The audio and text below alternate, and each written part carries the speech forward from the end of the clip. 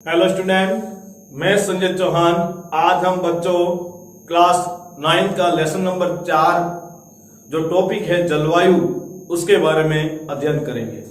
बच्चों, हमने पिछले वीडियो के अंदर भारतीय मानसून है उसके आगमन के बारे में हमने मानचित्र कौशल के साथ हमने वर्षा की शाखाओं को या जलवायु की शाखाओं को भारत के अंदर किस प्रकार उसका आगमन होता है उन सब के बारे में हमने मानचित्र कौशल के माध्यम से विस्तार से उसका अध्ययन किया था।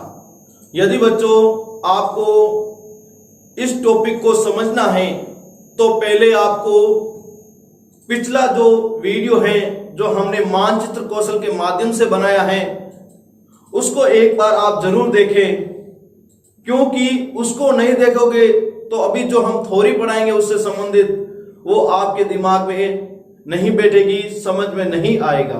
इसलिए पिछला वीडियो आप जरूर देखें और चैनल को ज्यादा से ज्यादा शेयर भी करें। आज हम ले रहे हैं टॉपिक मानसून का आगमन। अब देखो बच्चों, काफी बार मानसून का आगमन शब्द के स्थान पर मानसून का उत्क्रमण आता है। क्या आता है? मानसून का उत्क्रमण। देखो, तो मानसून का उत्क्रमण क्या होता है उसकी परिभाषा लिखा रहा हूं। देखिए, जब देश के आंतरिक भाग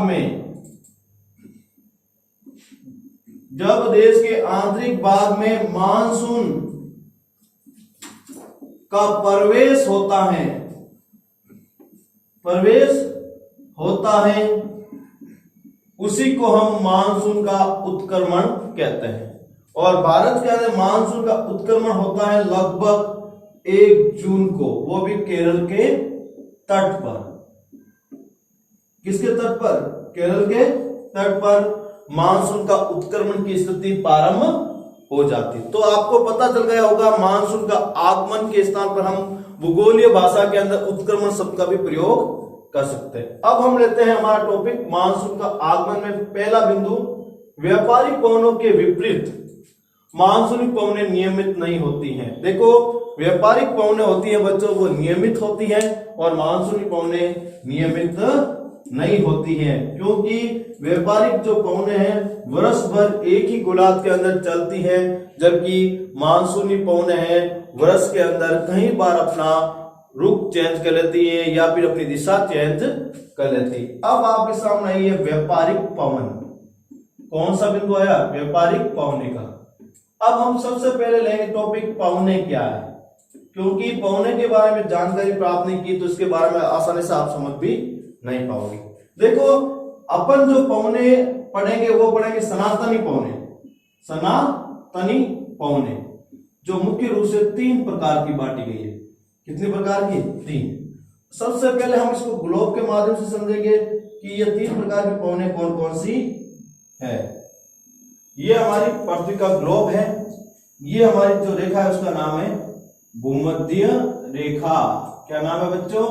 भूमध्य रेखा। इसको हम बच्चों विषुवत रेखा भी कहते हैं और 0 डिग्री अक्षांश रेखा भी कहते हैं। देखो, भूमध्य रेखा के अन्य नाम क्या है? विषुवत रेखा, 0 डिग्री अक्षांश रेखा। फिर इसको अपन कहेंगे करक रेखा। क्या कहेंगे? करक रेखा। इसका मान होता है 23.5 डिग्री अक्षांश, वो भी उत्तरी अक्षांश। याद रखना, 23.5 डिग्री उत्तरी अक्षांश इसका मान होता है। फिर यहां पर होता है 67.5 डिग्री आर्कटिक रेखा।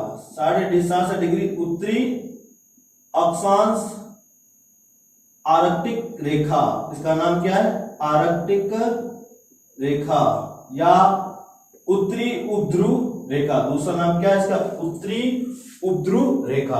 और ये जो सेंटर पॉइंट बनेगा वो 90 डिग्री अक्षांश है। कितनी है? 90 डिग्री अक्षांश है, जिसे हम कहते हैं उत्तरी ध्रुव। क्या कहते हैं? उत्तरी ध्रुव। उसी प्रकार बच्चों ये नीचे है, इसे कहते हैं अपन को मकर रेखा। इसे कहते हैं 23.5 डिग्री दक्षिणी अक्षांश। क्या कहते हैं 23.5 डिग्री दक्षिणी अक्षांश। ये जो रेखा है वो अंटार्कटिक रेखा है, उसका जो मान है वो 7.5 डिग्री दक्षिणी अक्षांश है, 7.5 डिग्री दक्षिणी अक्षांश। फिर ये जो रेखा है वो 90 डिग्री अक्षांश है, जिसको हम दक्षिणी ध्रुव कहते हैं। क्या कहते हैं बच्चों? दक्षिणी ध्रुव। ठीक है बच्चों, अब आपके पवनों को हम बताते हैं, पवने क्या होती है और कहां कहां कौन सी पवने चलती है। ये जो कर्क रेखा टू मकर रेखा के बीच, कर्क रेखा टू मकर रेखा के बीच जो पवने गति करती हैं उसी को हम कहते हैं व्यापारिक पवने। याद रखना बच्चों, कर्क रेखा टू मकर रेखा के बीच में जो चलने वाली जो पवने होती है वो व्यापारिक पवने होती हैं, और ये हमेशा पूर्व से पश्चिम की तरफ चलती है, हमेशा नियमित होती है, एकदम नियम से। पूर्व से क्या चलती है? पश्चिम की तरफ। तो याद रखना व्यापारिक पवने कहां चलती है? कर्क रेखा टू मकर रेखा के बीच पूर्व से पश्चिम की तरफ। फिर अपन पढ़ते हैं पछुआ पवन। यहां पर कौन सी पवन चलती है? पछुआ पवन है। यहां पर भी कौन सी? पछुआ पवन है। अब आपको पूछे पछुआ पवन कहां गोलार्ध के अंदर किन अक्षांशों के मध्य चलती हैं? तो याद रखना कर्क रेखा टू आर्कटिक रेखा के बीच में 23.5 डिग्री अक्षांश से 7.5 डिग्री अक्षांश के बीच में उत्तरी गोलार्ध में, और 23.5 डिग्री अक्षांश से 7.5 डिग्री दक्षिणी गोलार्ध में, और क्या कहेंगे मकर रेखा टू अंटार्कटिक रेखा के बीच में कौन सी पवनें चलती हैं? पछुआ पवनें। कौन सी बच्चों? पछुआ पवनें। और ये जो चलती हैं पश्चिम से पूर्व की तरफ चलती है, हमेशा याद रखना पश्चिम से पूर्व की तरफ चलती है। व्यापारिक पूर्व से पश्चिम और पछुआ पश्चिम से पूर्व की तरफ। अब अपन की अगली जो पवन हुई है वो है ध्रुवीय पवनें। कौन सी पवन है? ध्रुवीय पवनें। ठीक है बच्चों, यहां पर भी ध्रुवीय पवनें। ठीक है बच्चों, ध्रुवीय पवनें देखते हैं तो बच्चों 67 डिग्री उत्तरी अक्षांश से 90 डिग्री उत्तरी अक्षांश के बीच में पाई जाती है। 67 डिग्री उत्तरी अक्षांश से 7.5 डिग्री उत्तरी अक्षांश से 90 डिग्री उत्तरी अक्षांश तथा 7.5 डिग्री दक्षिणी अक्षांश से 90 डिग्री दक्षिणी अक्षांश के बीच में रहती है।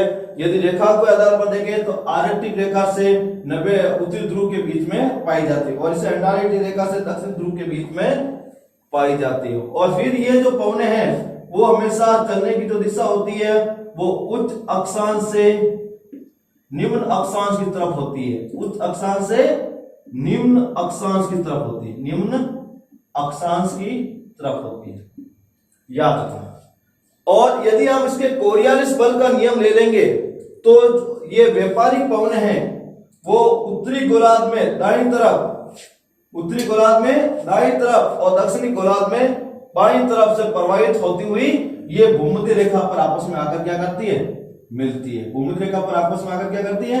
मिलती है, जिसके कारण यहाँ पर क्या बनते हैं? बादल बनते हैं अधिक, और वर्षा भी क्या होती है? अधिक होती है। तो भारत के अंदर मानसून के आगमन के लिए भी कौन सी पवन उत्तरदायी हुई है? व्यापारिक पवनें। कौन सी हुई? व्यापारिक पवनें। अब हम लेते आगे, लेकिन ये स्पंद में मान की प्रकृति की होती है, और लेकिन ये स्पंद मान की प्रकृति मतलब थोड़ा थोड़ा इधर उधर वो होती रहती है। अगला बिंदु, उष्णकटिबंधीय समुद्रों के ऊपर प्रवाह के दौरान ये विभिन्न वायुमंडलीय अवस्थाओं से गुजरता, और उष्णकटिबंधीय जो पर्वतीय होती है जो समुद्र के ऊपर, उस समय ये इसकी विभिन्न अवस्थाएं मानसून की होती है, उसके अंदर संघनन बनता है, बादल, वो सारी क्रियाएं होती है। अब हम इनके अवस्थाओं के बारे में देखते हैं कि ये अवस्थाएं कौन कौन सी होती हैं। देखो बच्चों, आपने देखा कि जो उष्णकटिबंधीय जो क्षेत्र है वो हमेशा कर्क रेखा टू मकर रेखा के बीच वाला भाग है। कर्क रेखा टू मकर रेखा के बीच वाला जो भाग है वो कौन सा कहलाता है? उष्णकटिबंधीय क्षेत्र। याद रखना। अब देखिए वायुमंडलीय या वायुमंडल किसे कहते हैं, देखो तो पृथ्वी के चारों ओर पाए जाने वाले, पृथ्वी के चारों ओर पाए जाने वाले वायु के आवरण को वायुमंडल कहते हैं। ये पहला पॉइंट। फिर वायुमंडलीय दशाएं जो मानसून के उत्पन्न में काम आती है, तो वायुमंडलीय दशाओं में उत्पन्न में काम आने वाली सबसे पहली प्रवृत्ति याद रखना कि सूर्य की या सूर्य तप सबसे पहला होता है, क्योंकि सूर्य तप होता है और समुद्री जल को क्या करता है, गर्म। सूर्य तप के कारण समुद्री जल क्या होता है, गर्म। समुद्री जल क्या होता है बच्चों, गर्म। सबसे पहले बात, समुद्री जल जब गर्म होता है तो बच्चों इससे क्या बनती है, जल वाष्प। क्या बनती है, जल वाष्प। जब जल वाष्प बनती है और वायुमंडल के अंदर उड़कर चली जाती है और जहां अनुकूल ठंडा तापमान आता है, वो जल वाष्प क्या होती है, संघनन करती है। कौन सी क्रिया करती है, संघनन क्रिया करती है। और संघनन क्रिया होने के बाद धीरे धीरे वो क्या बन जाते हैं, बादल। क्या बनते हैं, बादल। और जब ये बादल आपस में जब टकराते हैं तो उनसे क्या होती है, वर्षण। क्या होती है, वर्षण। और वर्षण में कितने रूपों में होती है, 3 रूपों में, हिमपात, कर्कापात और वर्षा। इन 3 रूपों के अंदर होती है। तो ये सारे के सारे जो बिंदु हैं वो किसके, वायुमंडलीय दशा के। अब सूर्य तप क्या है, तो याद रखना सूर्य से प्राप्त होने वाली उष्मा, सूर्य से प्राप्त होने वाली उष्मा क्या कहलाती है, सूर्य तप। फिर जल वाष्प किसे कहते हैं, जल का वाष्प के रूप में बनकर उड़ना क्या कहलाता है, जल वाष्प। याद रखना, जल का वाष्प के रूप में बनकर उड़ना जल वाष्प कहलाता है। और एक और परिभाषा आती है, वाष्प उत्सर्जन। क्या बच्चों, वाष्प उत्सर्जन और वाष्पीकरण काफी अलग है बच्चों। वाष्प उत्सर्जन के अंदर बच्चों क्या होता है कि पौधे अपनी पत्तियों के माध्यम से जल का वाष्प बनाकर उड़ा देती है। जल का वाष्प बनाकर क्या कर देती है बच्चों, उड़ा देती है। उसे कहते हैं वाष्प उत्सर्जन। अब है संघनन। कौन सी क्रिया, संघनन क्रिया। तो संघनन क्रिया का मतलब होता है जल वाष्प का संगठित होना क्या कहलाता है, वाष्प कहलाता है। जल वाष्प का संगठित होना संघनन क्रिया कहलाती है। फिर बनते हैं बादल। देखो संघनन क्रिया के दौरान जब अब सारी जल वाष्प इकट्ठी हो जाती है तो उसका निर्माण क्या होता है, बादल। और बादल मुख्य रूप से 4 प्रकार के होते हैं बच्चों। पहला पक्षाव मेघ, दूसरा कपासी मेघ, तीसरा स्त्री मेघ, चौथा है वर्षा मेघ। कौन सा, पक्षाव मेघ, कपासी मेघ, स्त्री मेघ और वर्षा मेघ, ये 4 प्रकार के बादल होते हैं। सबसे ऊंचा बादल पक्षाव मेघ होता है बच्चों और सबसे नीचा वर्षा मेघ होता है। फिर वर्षण के अंदर सबसे पहले हिमपात। वर्षा जब बच्चों हिम के रूप में होती है तो उसे हिमपात कहते हैं। और जब बच्चों वर्षा जल और बर्फ के टुकड़ों के रूप में होती है तो उसे कर्कापात कहते हैं। और जब बच्चों वर्षा जल की बूंदों के रूप में होती है तो उसे वर्षा कहा जाता है। तो वर्षा भी क्या है, अलग अलग रूपों में देखने को मिलती है। अब हम अगले बिंदु को लेते हैं। मानसून का समय जून के आरंभ से लेकर मध्य सितंबर के 100 से 120 दिनों का होता है। वो आपने पढ़ा भी है। मानसून का जब उत्क्रमण हुआ उसके अंदर हमने देखा तो 1 जून को मानसून की प्रवृत्ति शुरू होती है और 15 सितंबर तक रहती है। तो ये समय होता है वो मानसून काल का कहलाता है। वो लगभग दिन कितना हो जाते हैं, 100 से 120 दिन। 100 से 120 दिन। अगला बिंदु, मानसून के आगमन के समय सामान्य वर्षा में ही होती है। और मानसून की जो आगमन है वो तेजी के साथ वर्षा नहीं होती, सामान्य वर्षा के रूप में होती है तथा लगातार कई दिनों तक जारी रहती है, इसे मानसून का प्रस्फोट कहते हैं। और वो कई दिनों तक वर्षा होती रहती है, उसी को हम क्या कहते हैं, मानसून का प्रस्फोट। क्या कहते हैं, मानसून का प्रस्फोट। तो याद रखना मानसून का प्रस्फोट कि जब वर्षा सामान्य से होती हुई कई दिनों तक लगातार होती रहती है तो उसी को क्या कहते हैं, मानसून का प्रस्फोट। एक शब्द और आता है बच्चों, उसके बारे में हम जानते हैं कि क्या होता है वो। एक शब्द आता है मानसून विच्छेद। आपको पढ़ने को भी मिलेगा किताबों के अंदर, मानसून विच्छेद। विच्छेद का मतलब होता है अंतराल।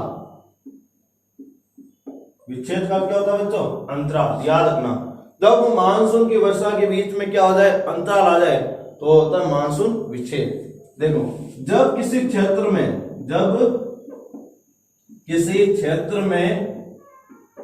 लगातार कई दिनों तक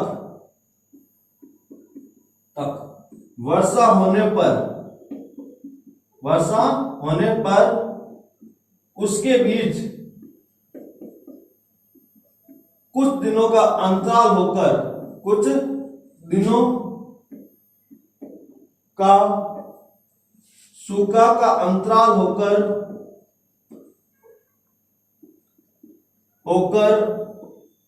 पुनः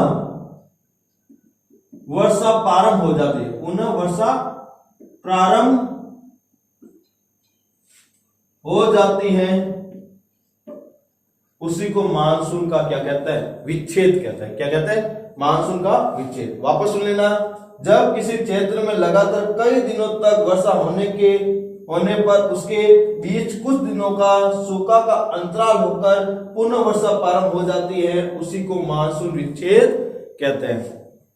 सीधी भाषा में देखते हैं, मान 4-5 दिन बारिश हुई और 2 दिन बारिश नहीं हुई और फिर वापस 2 दिन लगातार बारिश हो गई, तो 4-5 दिन के बीच में जब 2 दिन बारिश नहीं हुई, वो सूखा का अंतराल कहलाता, तो फिर बारिश शुरू हो गई, तो उन दोनों के बीच में जब सूखा का अंतराल, उसी को हम क्या कहते हैं, मानसून विच्छेद। क्या कहते हैं, मानसून विच्छेद।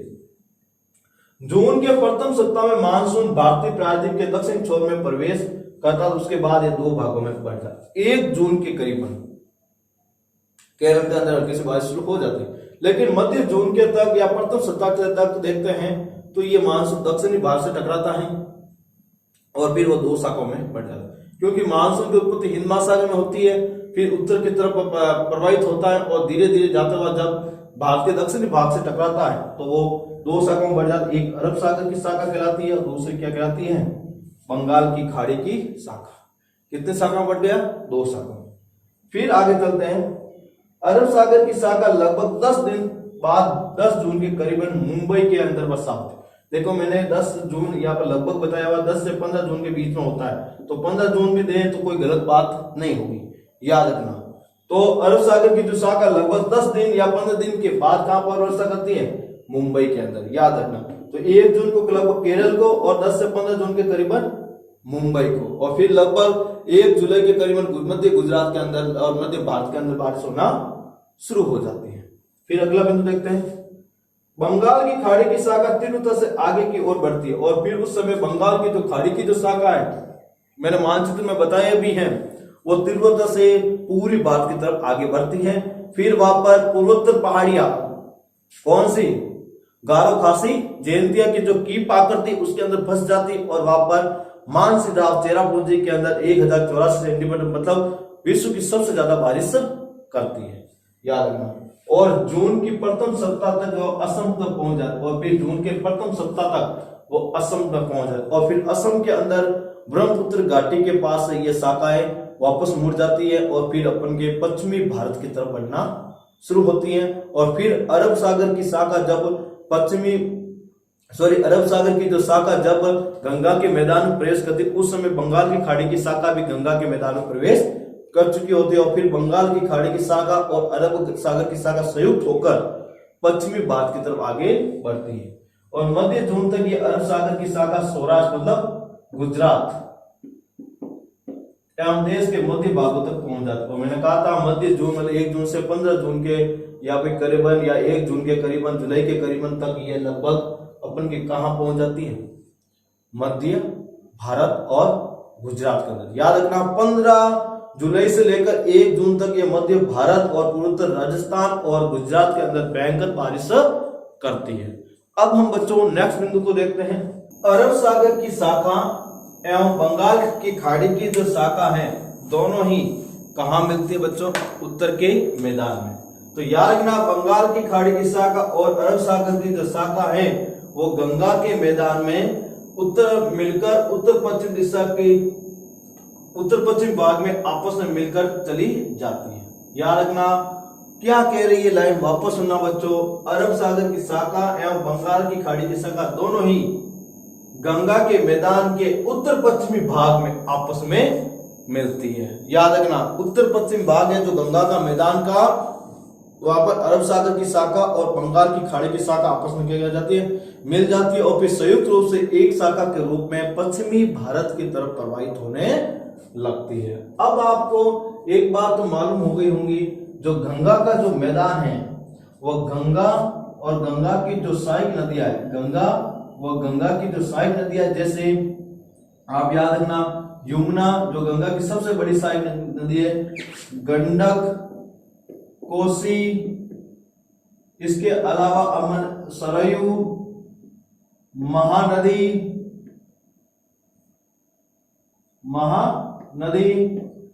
दामोदर नदी, सोन नदी, चंबल नदी, ये सब किसकी सहायक नदी है बच्चों, गंगा की सहायक नदियां, जिसमें सबसे बड़ी सहायक नदी कौन सी है, यमुना नदी। तो इस नदियों की जो बनाए गए जो मैदान है उनके अंदर बंगाल की खाड़ी की शाखा और अरब सागर की शाखा आपस में मिल जाती हैं और एक संयुक्त शाखा के रूप में बाद में उत्तर पश्चिमी भारत की तरफ प्रवेश करना प्रारंभ करती है और फिर प्रारंभ होने के बाद उत्तर पश्चिम की तरफ जाती हैं, फिर दिल्ली, हरियाणा, पंजाब, राजस्थान, इन सब के अंदर क्या करती हैं, बारिश करती है। अब अपन अगला बिंदु लेते हैं कि दिल्ली में सामान्य मानसूनी वर्षा बंगाल की खाड़ी की शाखा के अंतिम जून के सप्ताह में होती है। और यदि हम दिल्ली के अंदर मानसूनी वर्षा की बात करें बच्चों, दिल्ली के अंदर जो मानसूनी वर्षा की बात करें तो वो दिल्ली के अंदर किससे कब होती है, जून के अंतिम सप्ताह में बारिश होती है। अब एक सवाल आपसे पूछता हूं कि दिल्ली के अंदर वर्षा किस शाखा से अधिक होती है, तो यह पर सवाल आपके उत्तर भी दिया हुआ है, बंगाल की खाड़ी की शाखा से सबसे अधिक होती है और जून के अंतिम सप्ताह में होती है। फिर अगला बिंदु, जुलाई के प्रथम सप्ताह तक मानसून पश्चिमी उत्तर प्रदेश, पंजाब, हरियाणा तथा पूरी राजस्थान के अंदर प्रवेश कर चुका होगा और जुलाई के जो प्रथम सप्ताह होता है उस समय मानसून होता है वो उत्तर प्रदेश, पंजाब, हरियाणा और पूरी राजस्थान है वहां तक जा चुका होता है। अब अपन को थोड़ा सा राजस्थान के अंदर मानसून की बात है तो बात कर लेते हैं। राजस्थान के अंदर जो मानसून होता है वो एक शाखा के रूप में प्रवाहित होता हुआ फिर अलग अलग जगहों पर इस तरह प्रवाहित होते हुए फिर आगे बढ़ता है। ये है राजस्थान और यहाँ पर हमारी कौन सी पर्वतमाला है, अरावली, और ये भाग हमारा कौन सा, पूर्व। मानते हैं मानसून विचारक यहाँ पर जो बांसवाड़ा है, कौन सा, बांसवाड़ा स्थान, वहां पर लगभग 1 जून के 16 जून से कौन सा 16 जून के करीबन राजस्थान के अंदर पहली बारिश होना शुरू हो जाती है। कितने तारीख को, 16 जून के अंदर राजस्थान के अंदर पहली बारिश हो जाती है। जिस प्रकार भारत के अंदर कितने जून को होती है, 1 जून को होती है, उसी प्रकार राजस्थान के अंदर क्या होती है, 16 जून के करीब। तो जुलाई के प्रथम सप्ताह तक ये पूर्वोत्तर राजस्थान पूरा ही ये पूर्वोत्तर राजस्थान है वो जुलाई के मतलब अपन देखते हैं तो 10 जुलाई के करीबन, कितने 10 जुलाई के करीबन तक ये पूरे राजस्थान के अंदर क्या कर देती है, इस शाखा से बारिश हो जाती है। तो याद रखना बच्चों कि पूर्वोत्तर राजस्थान के अंदर लगभग जुलाई के प्रथम सप्ताह में आती है, जबकि पश्चिमी राजस्थान है ये, यहाँ पर जो बारिश है बच्चों वो लगभग 15 जुलाई के बाद में होती है। क्या होती है? 15 जुलाई के बाद में होती है इनसे वर्षा। और इसके अलावा ये अरावली पर्वतमाला बीच में आ जाने के कारण पूर्व में वर्षा अधिक होती है और पश्चिम में वर्षा क्या होती है? कम होती है। इस कारण से पश्चिमी क्षेत्र का जो वर्षा का मान होता है वो 0 से लेकर 50 सेंटीमीटर के बीच में होता है। पश्चिमी क्षेत्र का मान, पश्चिमी राजस्थान वर्षा कितनी होती है? 0 से 50 सेंटीमीटर के बीच। जबकि पूर्वोत्तर राजस्थान के अंदर देखते हैं तो 50 से लेकर 100 सेंटीमीटर से अधिक जो वर्षा है वो पूर्वोत्तर राजस्थान के अंदर देखने को मिलती है। उसका जो मुख्य कारण है बच्चों वो क्या है? अरावली पर्वतमाला। क्या है? अरावली पर्वतमाला। ठीक है, क्यों है? उसका भी कारण है बच्चों। अरावली पर्वतमाला जो बंगाल की खाड़ी से आने वाली शाखा के लिए तो अवरोध पैदा करती है, जबकि अरब सागर की शाखा के लिए क्या है? ये समांतर है। क्या है? समांतर है। इसलिए पश्चिमी राजस्थान के अंदर बारिश कम होती है और पूर्वोत्तर राजस्थान के अंदर बारिश क्या होती है बच्चों? अधिक होती है। ठीक है, अब अगला, मध्य जुलाई तक मानसून हिमाचल प्रदेश तथा देश के शेष भागों के हिस्सों में पहुंच जाता है और मध्य जुलाई तक राजस्थान के अंदर से होता हुआ हिमाचल प्रदेश तक ये मानसून पहुंच जाता है। देखिए, एक सवाल आता है, अरब सागर से उठने वाली जब शाखा राजस्थान के अरावली पहाड़ी के समांतर आगे बढ़ जाती है तो उस शाखा से सबसे ज्यादा वर्षा कहां होती है? एक बार पुनः रिपीट कर देता हूं बच्चों।